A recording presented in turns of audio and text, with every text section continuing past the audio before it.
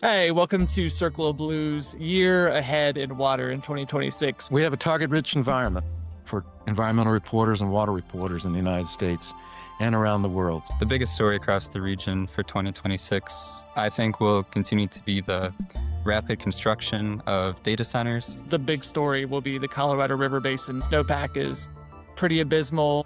Iran is in a crisis mode right now politically and hydrologically. Its reservoirs are quite low. Water scarcity and increasing political risk that we're following worldwide. Hey, welcome to Circle of Blues, year ahead in water in 2026. We have three of our reporters here to discuss the big stories and trends that we see happening over the next 12 months. We have Keith Schneider, our senior editor, coming from either Michigan or Wisconsin right now. We have Christian Thorsberg in Chicago, and I'm Brett Walton here in Seattle. A lot happened in 2025. We're expecting a lot more to happen in 2026. So we'll start over with Keith to see what big stories he is looking for in the year to come. Hey, thanks, Brett. We have a target-rich environment for environmental reporters and water reporters in the United States and around the world. So what I cover is the big pushback that the Trump administration is making right now to try to end the era of environmental protection, water conservation, natural resources conservation in the Great Lakes and nationally. We've not seen this kind of concerted effort to diminish our reach as a nation and as a region on the quality of our land, the quality of our water, the quality of our air. By the way, this is one of the most successful public interest projects, programs in U.S. history. It's 60 years old. It began in 1965 in the Great Lakes on Lake Michigan, where Interior Secretary Stuart Udall and our Michigan governors, Michigan senators published a report on pollution in Lake Michigan. And from that came an enormous amount of change: national parks, wildlife refuges, clean air, clean water, which transformed this region. And it's one of the great, great stories in environmental conservations in the world. And that entire apparatus is under threat from the administration and allies in Congress. The one hopeful piece of it is that there's a program called the Great Lakes Restoration Initiative, which was established about a decade ago, which this administration, despite itself, will sign a budget bill that puts $369 million into environmental protection in the 8 Great Lakes states. Not a lot of money, but enough to ensure that the programs that were started there are going to continue. Now, there's much more going on in the Great Lakes than that. All of our environmental environmental regulatory agencies are funded by the federal government, half of it, for instance, in Michigan. So that money is not assured yet, and so many programs are kind of falling by the wayside. The other piece of this that I'm covering, and we've been covering intensively over the last 4 years since 2022, is agricultural discharges onto the land and the water. The largest polluter in the United States in history is agriculture. We have described in great detail in all the states and the Corn Belt states what the consequences of that are and how to solve it. And at the end of 2025, Michigan enacted rules, nationally significant rules, new regulations to better control discharges, make large livestock operations in this state more responsible for how they manage their manure so that it doesn't flow so readily into the Great Lakes and into our waters. And those are the kinds of two things that I'm most concerned about and most reporting on this year. We'll keep it in the Great Lakes. Christian, what are you looking at there? Yeah, I focus most of my reporting in the Great Lakes Basin, and the biggest story across the region for 2026, I think, will continue to be the rapid construction of data centers and how the energy landscape continues to shift to accommodate their coming online. With new data centers being built to house very powerful servers for AI, their energy needs are massive. We've reported from Wisconsin, for example, where just 2 large campuses in the Milwaukee area serving OpenAI and Microsoft are poised to need more electricity than the entire state's homes combined. The real sticking point here, I think, is the speed at which these data centers are being built and the need for energy now. Um, on the federal level, the Trump administration is encouraging data center construction by extending the leases of coal plants, nuclear power plants across the basin. Thousands of miles of high voltage power lines are being built, often using eminent domain and disrupting waterways and homes and ecosystems. And on a state level, state environmental agencies, particularly in Ohio and Pennsylvania, are changing permitting regulations, including those related to wastewater, to accommodate industry as well. In New York State, just recently, we've seen how detrimental the speed can be, as hundreds of gallons of contaminated water were spilled into a national wildlife refuge nearby the construction of a new technology campus. Uh, Geographically, I'll be keeping a close eye on northern and central Indiana, where upwards of $15 billion have recently been invested into the region, primarily by Amazon, um, to further the construction of data centers. Um, we are seeing pushback, though, both in on a community and legislative level. Um, Hoping for more accountability. Recent legislation has been introduced in states like Minnesota, Michigan, and Indiana to hold data centers more accountable, to be more transparent for how much energy and water that they'll be using directly and indirectly. And we've seen small towns across the region being more vocal in their displeasure for these large companies bringing the projects to their backyards. And in some instances, they've been successful in deterring these projects. So, on both a large scale and a very intimate level, data centers and energy will be a story we're closely following here. Brett, I'd love to know what you're working on this year. Yeah, I'm gonna shift the geography to the West. I spend a lot of time reporting about water in the American West, and in 2026, the big story will be the Colorado River Basin.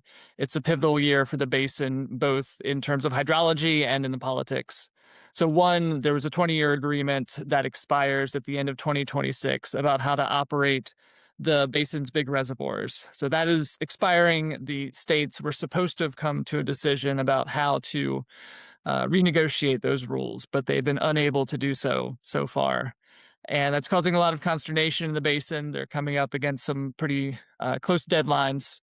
The states have a February 14th deadline now from the federal government to come to some sort of a consensus before the operating rules are either shifted onto the feds or if somehow this ends up in court. So the hydrology is not looking good going into this. The big crux of the argument is how to distribute water cuts. So the states are taking more water out of the basin than is available, and they haven't been able to agree on how to share that pain. Right now, winter 2025, 2026 is not looking good. Snowpack is pretty abysmal, near record lows in some places. The reservoirs are already starting off in a terrible position. Lake Powell, which is the second biggest reservoir, is about 27% full. Lake Mead is about 33% full. So a terrible starting point for what is looking like a pretty bad winter. And that will put more pressure on the basin in these coming months and weeks as they try and get some sort of deal worked out, either a long-term deal as they would like, another 20-year thing, or something more shorter term, a couple years, stopgap measure until they can get some longer term rules in place. So that's important, one, because Lake Powell, if it continues to shrink, and if it's a really terrible year, there's a 10% chance or so that the lake will drop below hydropower producing levels by next fall. So that would cause some uh, reductions in electricity supply from the dam and would put small tribal and rural power providers out on the market to buy energy. Story I did last year about solar power, how that's filling some of the gap, but that would cause some ruction in the energy markets. So Colorado River Basin writ large is a big year in 2026 for those states and tribes. We're kind of entering new eras, in our coverage. We're passing from one era to the next. That's certainly true with energy demand, and energy supply all across the country writ large here in the Great Lakes region.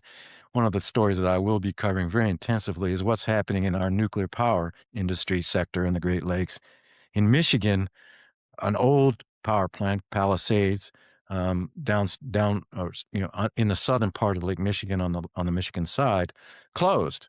and now it's being reopened with enormous amount of investment from the Department of Energy and from the state of Michigan by a company called Holtec, which also has received $400 million to test to actually build a new facility for their small modular reactors. The Great Lakes has become a center of small modular reactor development in Canada on the Lake Erie side. One of the Canadian utilities also is proposing to install 4 small modular reactors. Now, this is technology not been tested, not been used.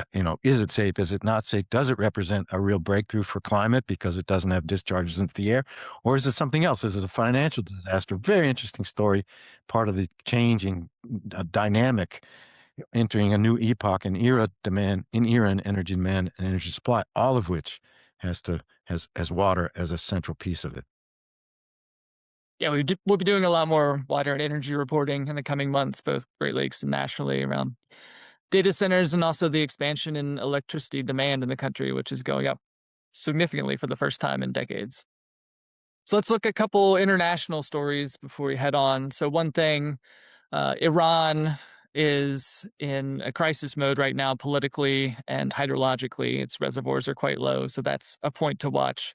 Another thing that I think doesn't get as much attention but should is this connection between water, conflict, and health.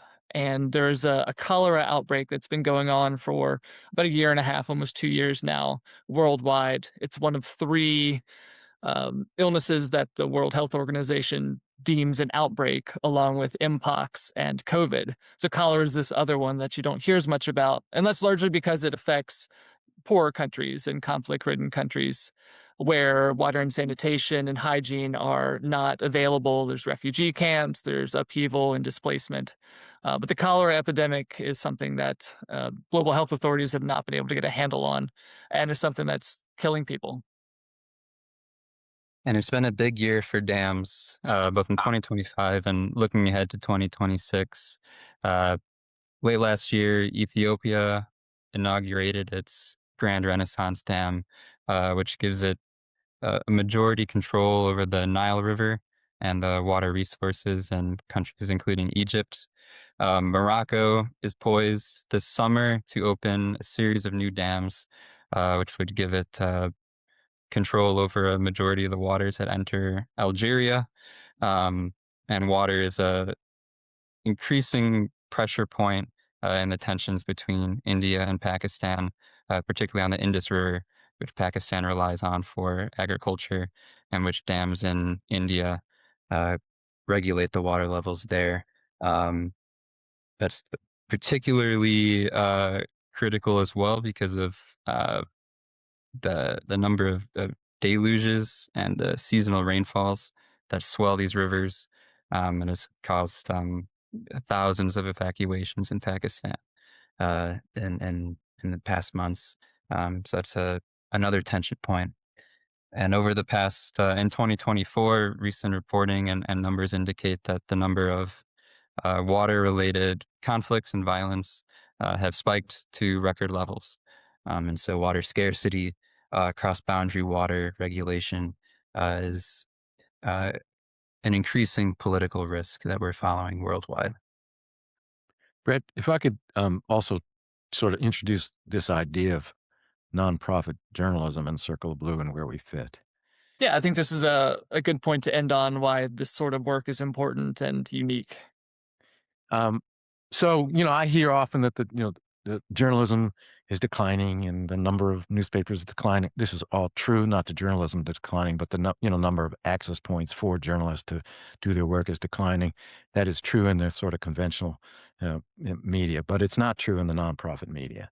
The nonprofit media is a growing sector and a increasingly influential sector, and we feel that at Circle of Blue, where we partner with our colleagues, nonprofit news organizations across the Great Lakes, across the Corn Belt states, um, and they are influential. I know that from my own work, doing work on the agriculture discharges, for instance, in Iowa, the work that we did on the consequences of the vast nitrate pollution in Iowa's waters and the links to cancer increase in Iowa has made that a political issue this year in the Iowa governor's race.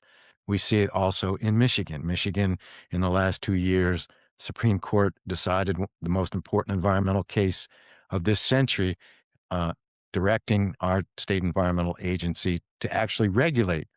It has the power to regulate, the authority to regulate CAFO manure discharges from large livestock operations. And in October, the state issued regulations that are nationally significant to actually do that. And a lot of that happened, not all of it, but a lot of that was influenced by the by the Circle of Blues work in concert with a nonprofit environmental law firms in this region to help and put pressure on our state government and the courts to actually make sure that that happens. And if you know anything about agricultural discharge and agricultural pollution, it's very, very tough work to get very, very tough to get changes in that. And we've made really significant changes in Michigan because of it. And the nonprofit sector, our work and our colleagues in this state who are nonprofit news organizations were vital to that, bringing that story. So the other piece of this is that organizations like Circle of Blue give myself, Dret, Christian, the space and the time to actually dig into these pieces, dig into these issues, which are complex and take a long time to understand, and to write these pieces with the kind of verve and energy and skills and narrative structure that allows our readership to understand what's happening, be interested in what's happening. And we have a design staff now that's peerless in how they present it, photography, all the rest, so that these pieces really come alive on the web.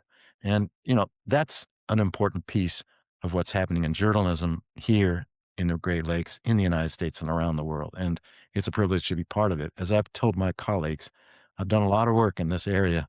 I've worked for the New York Times for years and years and years, and my work for Circle Blue is the most exciting, most worthwhile assignment that I've ever had. There's a lot out there to report on, and we do our bit to cover what we think is the most relevant and most pressing. And this is a preview of some of the issues that we think 2026 will bring. There will obviously be other things that pop up, things we know that will happen, but can't identify where, the disasters and storms and droughts. But all of that, you'll be able to find coverage at circleblue.org. Thanks for reading. Thanks for listening.